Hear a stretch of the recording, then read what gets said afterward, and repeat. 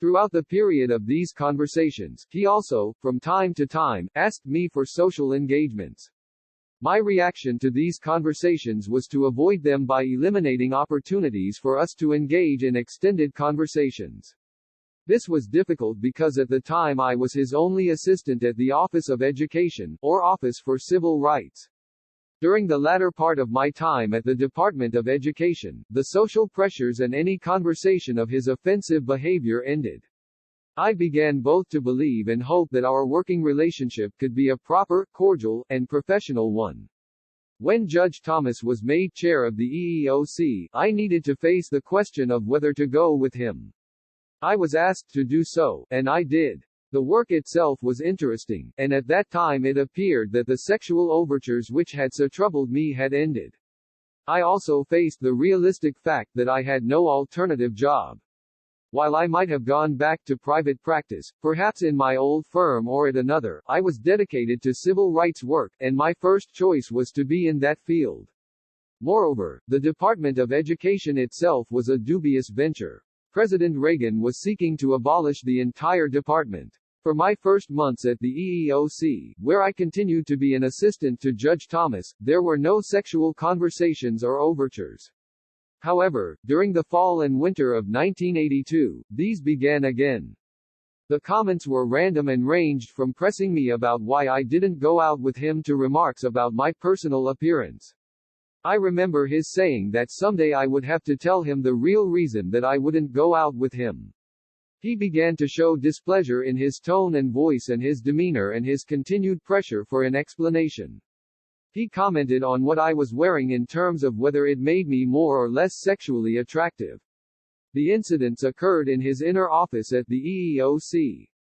One of the oddest episodes I remember was an occasion in which Thomas was drinking a Coke in his office.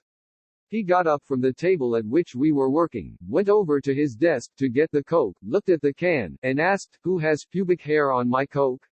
On other occasions, he referred to the size of his own penis as being larger than normal, and he also spoke on some occasions of the pleasures he had given to women with oral sex. At this point, late 1982, I began to feel severe stress on the job. I began to be concerned that Clarence Thomas might take out his anger with me by degrading me or not giving me important assignments. I also thought that he might find an excuse for dismissing me. In January of 1983, I began looking for another job. I was handicapped because I feared that, if he found out, he might make it difficult for me to find other employment and I might be dismissed from the job I had. Another factor that made my search more difficult was that there was a period, this was during a period of a hiring freeze in the government. In February 1983, I was hospitalized for 5 days on an emergency basis for acute stomach pain, which I attributed to stress on the job. Once out of the hospital, I became more committed to finding other employment and sought further to minimize my contact with Thomas.